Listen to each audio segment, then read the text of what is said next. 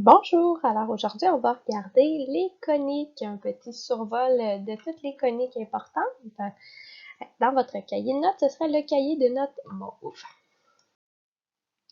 Alors tout d'abord, d'où proviennent les coniques? Il faut en fait s'imaginer qu'on a un double cône comme ça et qu'on vient le couper à différents endroits.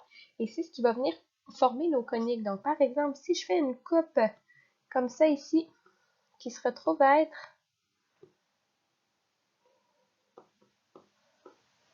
parallèle au centre, ça va venir former un cercle. Par contre, si on décide d'aller faire une coupe en biais comme ça, là, au lieu de former un cercle, on va venir former une ellipse. Ensuite, si on fait une coupe de cette façon-là, ça va venir former une parabole. Si on vient faire une coupe double, on a ici l'hyperbole. Donc, ça vous donne un petit peu une idée d'où proviennent les coniques. Alors, première conique, c'est le cercle. Tout d'abord, la définition du cercle. C'est le lieu géométrique des points qui sont situés à égale distance d'un point fixe. Donc là, ici, j'ai mis en gras les notions importantes. Donc, si on vient se représenter visuellement un cercle, ça ressemble à ça. Et notre point fixe, c'est notre centre du cercle. Donc, tous les points sur le cercle sont tous à égale distance. Et cette distance-là, ça se retrouve à être le rayon de notre cercle. Au niveau de l'équation, à quoi ça ressemble l'équation du cercle? Donc, c'est la plus simple de toutes les coniques. C'est x moins h à la 2 plus y moins k à la 2 qui est égal au rayon exposant 2. Donc, ce qu'on doit retenir ici, hk, c'est le centre de notre cercle. Et rayon exposant 2, ben, ça se retrouve à être notre rayon à la 2. Pas très compliqué. Ici, on fait attention, hk, au niveau des signes, donc lorsque on le voit dans la parenthèse, c'est toujours le signe à l'inverse de ce que c'est vraiment. Au niveau de l'ellipse, la définition, c'est le lieu géométrique des points dont la somme des distances à deux points fixes, les foyers, est constante. Donc, la notion de somme et deux points fixes est très importante ici. L'équation au niveau de l'ellipse. Donc, à quoi ça ressemble l'équation de l'ellipse? Ça ressemble à ça.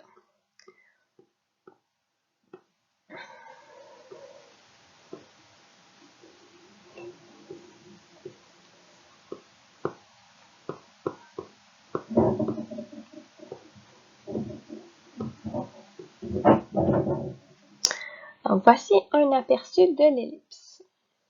Ça, c'est notre équation. On a encore une fois HK qui représente le centre de l'ellipse. Le paramètre A va représenter la demi-largeur.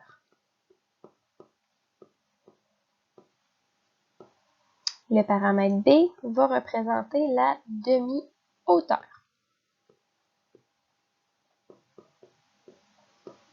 Et là, on va aller voir les différentes caractéristiques puisque les ellipses peuvent être autant verticales qu'horizontales. Il y a des petites différences, donc on va aller voir ça. Alors, tout d'abord, l'ellipse qui serait horizontale. Par exemple, comme ça. Le paramètre A dans l'ellipse horizontale va être plus grand que le paramètre B. Les foyers vont être à l'horizontale, comme ça ici. Donc ça, ce serait notre foyer 1, notre foyer 2. Et là, il y a un petit paramètre supplémentaire qu'on n'avait pas regardé encore, qui est le paramètre C. Le C, ça représente la distance centre-foyer.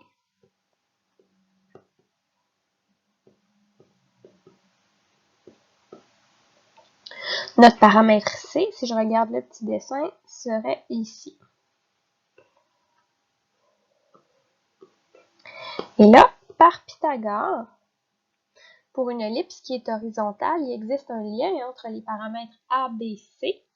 Donc, on peut se rendre compte que puisque le paramètre A, c'est le plus gros des deux, on fait une relation de Pythagore et on peut trouver que A2 va être égal à B2 plus C2. Voici les notions pour ce qui est de l'ellipse qui est horizontale. Dans le cas d'une ellipse qui serait verticale cette fois-ci, par exemple comme ça ici. Là, je les dessine centrés, mais ils pourraient très bien être décentrés. Là, nos ellipses, ça ne change rien ici. Donc, tout d'abord, on constate que le B ici est plus grand que le A, dans le cas d'une ellipse qui est verticale, puisque le paramètre B va être comme ça ici, et ici, on a le paramètre A. On a toujours le paramètre C. Cette fois-ci, c'est que nos foyers vont être à la verticale, un par-dessus l'autre à la place, comme ça ici.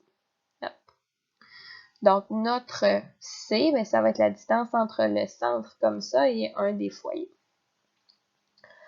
Tout comme pour l'ellipse horizontale, on peut faire une petite relation de Pythagore. Sauf que cette fois-ci, c'est le B qui est le plus grand. Donc, ça va être le B qui va être tout seul ici. B2 est égal à A2 plus C2. Et cette relation-là nous permet d'aller trouver des paramètres manquants, soit le A ou le B, lorsqu'on en a besoin. Pour ce qui est de l'hyperbole, donc troisième conique, la définition de l'hyperbole, c'est le lieu géométrique des points dont la différence, là j'ai marqué en valeur absolue, des distances à deux points fixes foyers est constante. Donc, ça c'est notre définition. Ensuite, l'équation de l'hyperbole. Je vous l'écris ici. Donc, x moins h à la 2 sur A2 moins y moins k à la 2 sur B2. Et là, je vous inscris est égal à plus ou moins 1. Le plus ou moins, en fait, va varier selon si j'ai une hyperbole qui est verticale ou horizontale.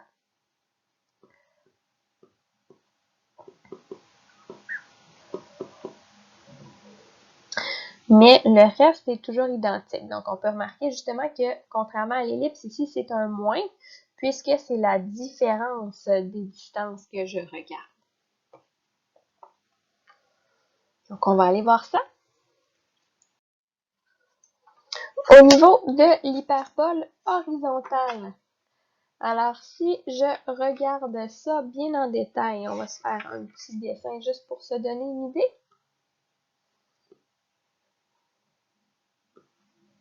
Donc, mettons que je m'imagine que mon centre est ici, faire changement.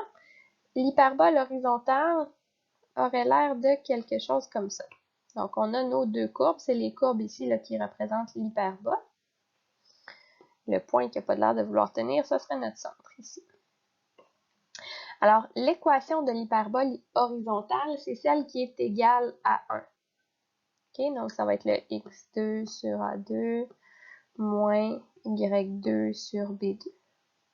Là, bien sûr, on peut ajouter un HK. Mais ce qui est important de retenir, c'est que c'est égal à 1 qui est positif lorsque l'hyperbole elle est horizontale. Dans le cas de l'hyperbole qui est verticale, donc là, mettons que je viens tracer mon centre ici en espérant qu'il tienne pour une fois. Mes hyperboles auraient l'air de quelque chose comme ça. Hop. Comme ça. Et l'équation, cette fois-ci, ça va être l'équation qui va être, A2, ça va être l'équation qui va être égale à moins 1 à la place.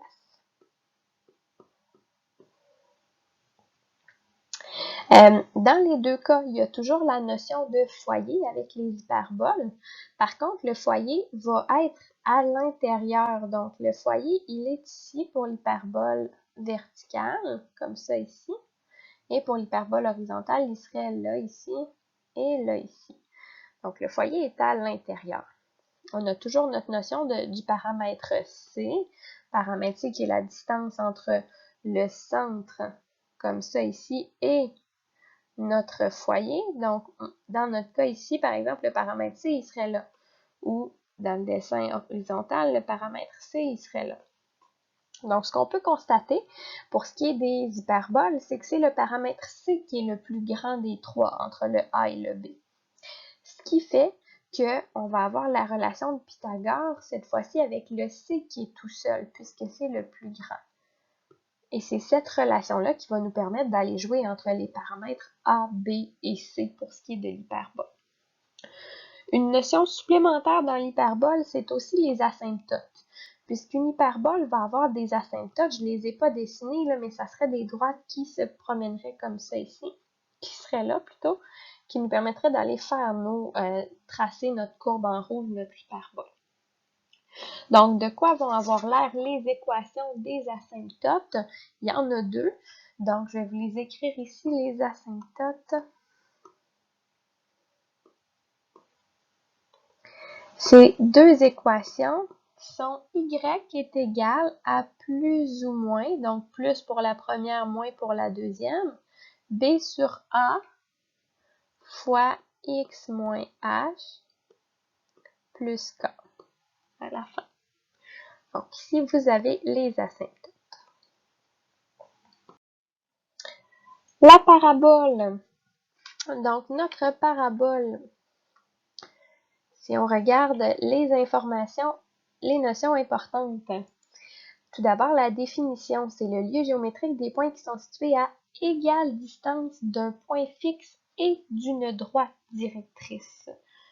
Donc, dans le cas de la parabole, on va avoir, mettons que je vous fais un petit dessin.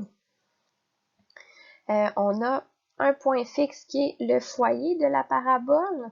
On a une droite qui est la droite directrice. Donc, ça, c'est le foyer, ça, c'est la directrice.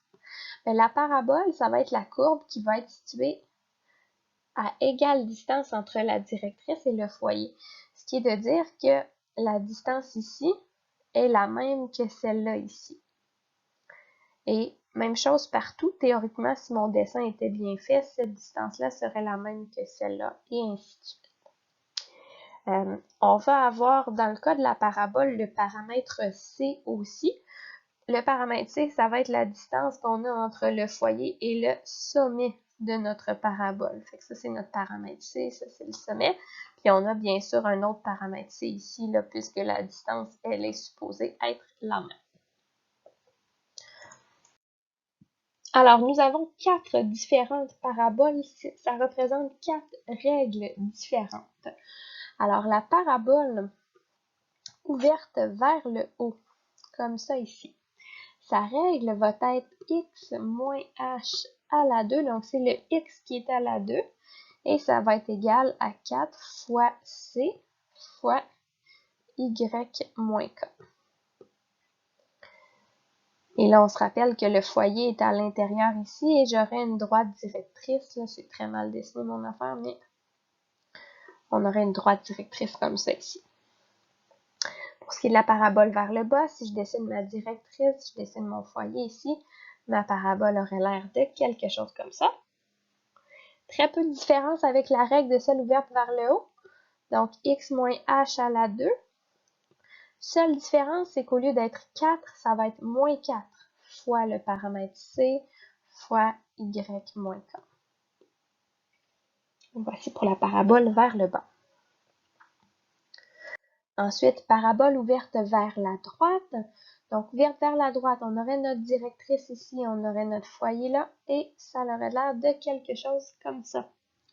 La règle pour celle ouverte vers la droite, c'est le y moins k qui va être exposé en 2 au lieu du x. Et on a toujours notre 4 fois c fois x moins h ici.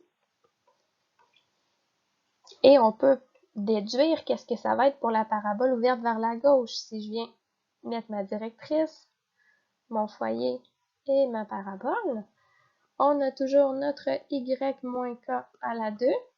Et au lieu d'être plus 4, on va avoir un moins 4 fois c fois x moins h. Alors voilà pour la parabole. On se rappelle qu'on a toujours une distance de c qui est ici entre le sommet et la directrice. Donc on peut aller trouver l'équation de la directrice assez facilement et même chose pour retrouver notre foyer. Ah, j'ai pas précisé, j'avais oublié. Le HK dans le cas de la parabole, ça représente le sommet. Donc, c'est le point ici, notre HK. Même chose ici et même chose pour chacune des autres paraboles qu'on a vues jusqu'à date. Finalement, dernière notion importante avec les coniques, le passage d'une forme générale à une forme canonique. Donc, ça va parfois vous être demandé. Ce qu'on doit être en mesure de faire d'abord, c'est qu'on va aller regrouper toutes les X ensemble et même chose, toutes les Y ensemble. Donc, je fais juste déplacer l'ordre pour regrouper les choses pareilles. Moins 55 qui est égal à 0. Ensuite, on va regarder les X et les Y comme ça. Puis on va aller faire des mini-complétions de carrés individuellement. Donc, je commence par isoler par 9, faire une mise en évidence par 9, moins 6x, comme ça, mise en évidence par 4 ici, y2 plus 10, parce que j'ai mis moins 4 en évidence, et j'ai mon moins 55 qui est ici. Ensuite, on continue, toujours dans le but de faire la petite complétion de carré. Donc là, je vais avoir x moins 3 à la 2, et on doit enlever un moins 9 qu'on a rajouté. Même chose ici, y plus 5 à la 2 et on doit enlever un 25 qui s'est rajouté. Hop, une parenthèse de trop ici. Moins 55 égale à 0. Ensuite, on va aller distribuer notre 9 comme ça et notre moins 4 aussi comme ça ici. Donc, j'arrive à 9x moins 3 à la 2 moins 81 moins 4 y plus 5 à la 2 plus 100 moins 55 qui est égal à 0. Ensuite, ce qu'on va faire, chacune des constantes qui sont là, on va les additionner et on va les envoyer de l'autre côté de l'égalité. Pour arriver à 9x moins 3 à la 2 moins 4 y plus 5 à la 2 qui est égal, donc là on va juste calculer ça, à 36. Ce qui me reste à faire, c'est de faire un divisé par 9 partout. Donc on divise tout le monde par 9. Et même chose avec un divisé par 4 partout.